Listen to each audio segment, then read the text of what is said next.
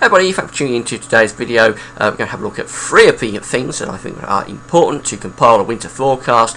In this video, some of the things that I look at through the course of the autumn to try and compile a winter forecast. We're going to have a look at the sea surface temperatures in the Atlantic Ocean. We're going to have a look at solar activity, and we're going to have a look at the current situation in the Arctic and across Siberia, and just see how things are beginning to develop as we beginning now to move through into autumn. So before I get on, videos, we'll talk about the advertising. There will usually be a video ad overlaying my web videos at gavsweathervids.com. Please play those videos. You will be supporting gavsweathervids.com. I know you do play them. Keep playing them. Keep seeing what they're all about. There'll be new ones appearing all the time, hopefully. So you will be supporting gavsweathervids if you do that. Also want to say that every single thing that you see in this video can be found on my links page, or at least the websites can be found on my links page. Just click on the links tab, you'll go through to the links page. You'll see all of the websites I'm using for this video. You'll be able to see everything in the video for yourself, so thanks very much for doing that. So I'm going to get rid of my face there, and we're going to start off by having a look at the sea surface temperature anomalies across the globe now. But I did a video at the end of August, at the start of September, just running through the things that I think are important for a winter forecast. And this was the anomaly chart I used, sea surface temperature anomaly chart that I used for that video at the end of August, the start of September.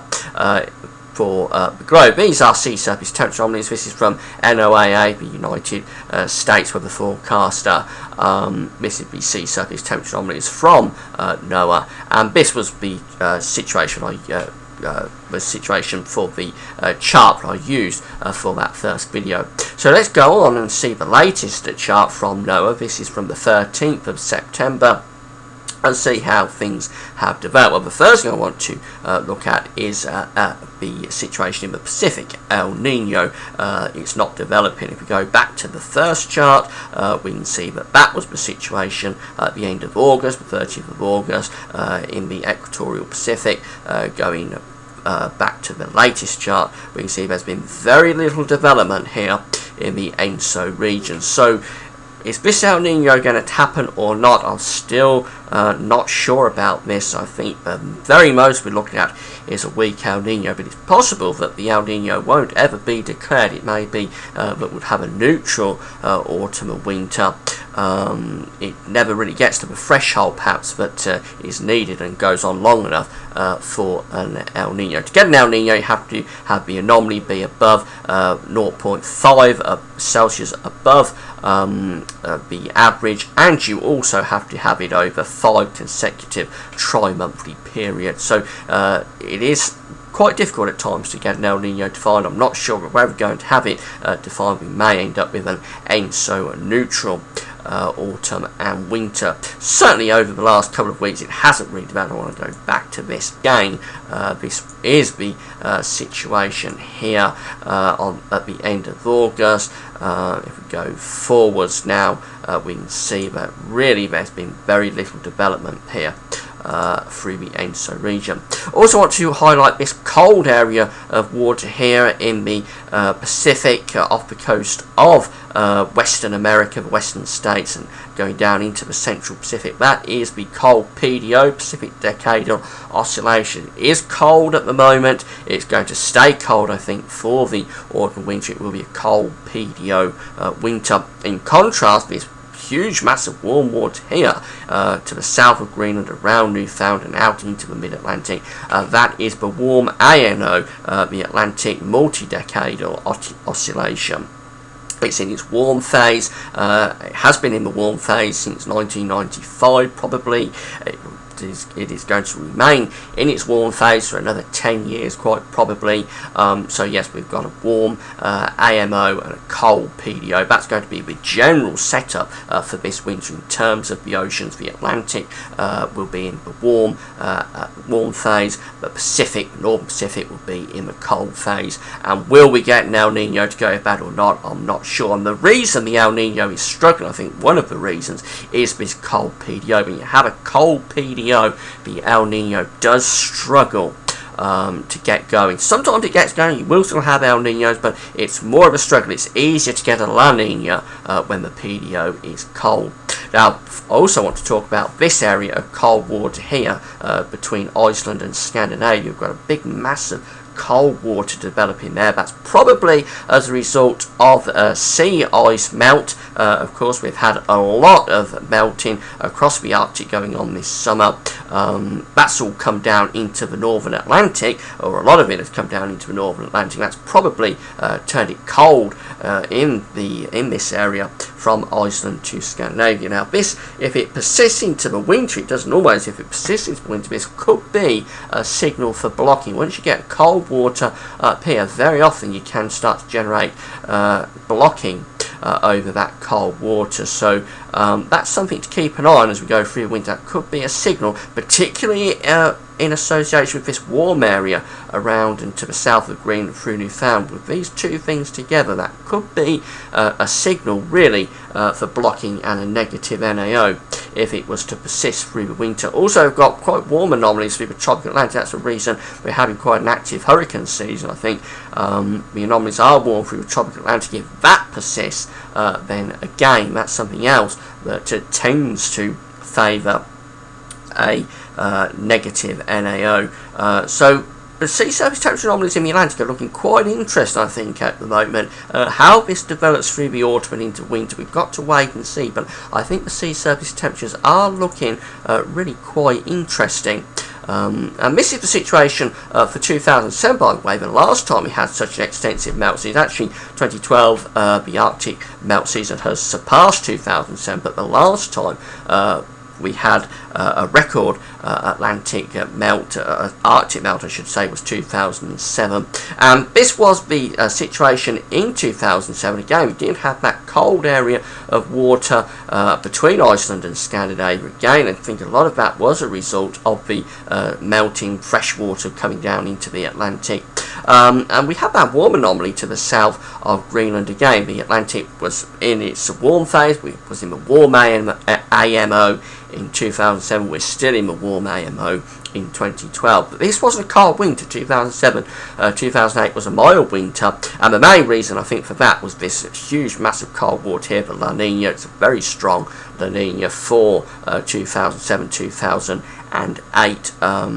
As I say, I think that was a lot to do with the mild winter that we had in 2007, 2008. We have a strong La Nina that does favour a mild European winter.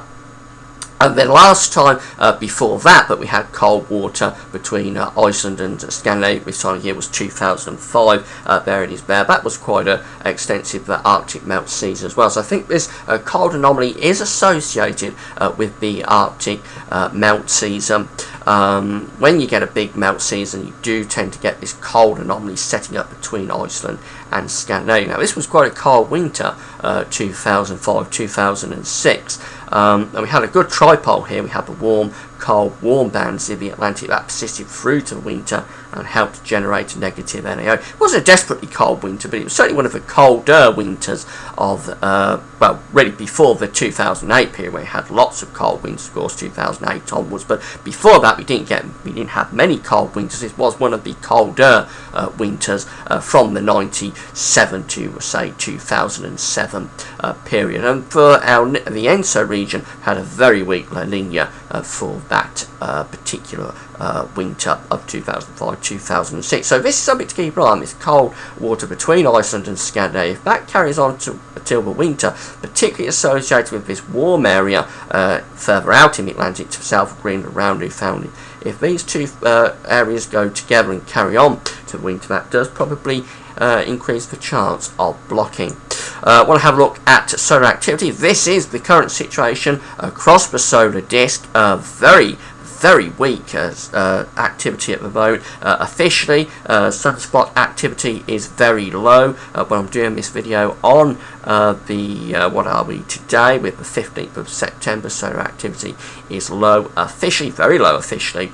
This is from solarham.net. You can find this on my links page as well. And if we just have a look at what a solar maximum should look like, this was from 2000. This is the solar disk from 2000. We can see a huge number of sunspots here across the entire solar disk. This was the maximum. 2000 was the maximum of the last sunspot cycle, the cycle 23. 2000 was the maximum. This is what a maximum should look like. A huge number of sunspots here, very active cycle indeed. Was one of the strongest solar cycles actually recorded, but that's what a solar maximum does look like. We're approaching solar maximum, and look at this. Where are the sunspots? We're probably a year away from solar maximum if the forecasts are correct, although the peak of the solar activity that we had at the end of last year still hasn't been beaten, and we're getting towards the end of this year now.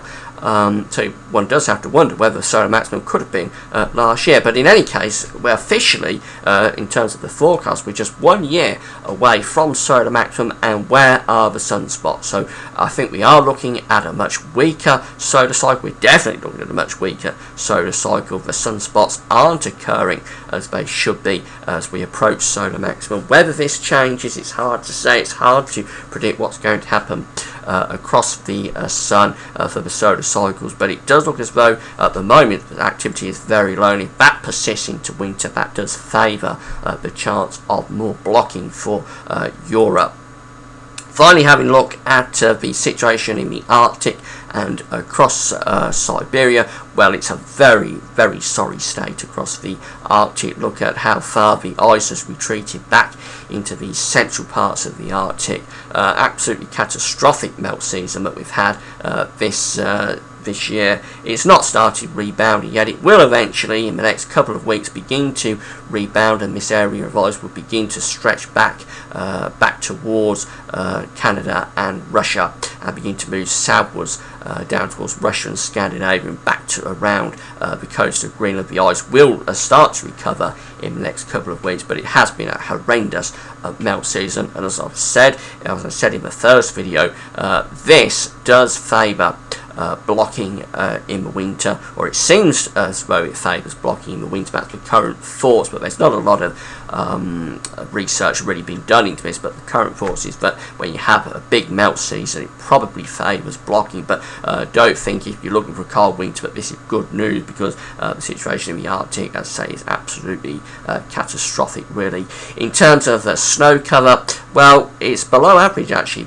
We should probably be seeing more in way of snow cover now starting to appear here around eastern Siberia. It's not happening yet, but it's very early days. Don't really need to worry about snow cover until we get through to October and November to see how quickly it advances across Russia. Eventually all of this area, right from the coast of Russia, of Siberia there, right from over there all the way down towards the European side of Russia, all of this will become covered with snow, and it's how quickly that happens that's important. But we don't need to worry too much about that just yet. We are lagging a little bit beyond where we should be, I think now.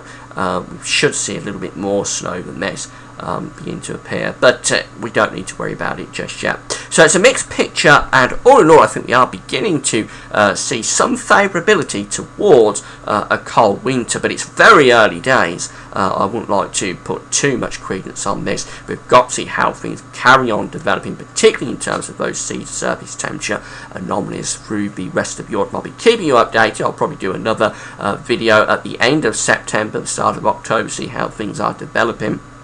And I should say that at the weekend I'll be doing the first model roundup, seasonal model roundup for winter 2012-2013. We'll be having a look at all the seasonal models at the weekend to see how things develop. That's it for now. Hope you enjoyed the video. That's it for now. Thanks for watching.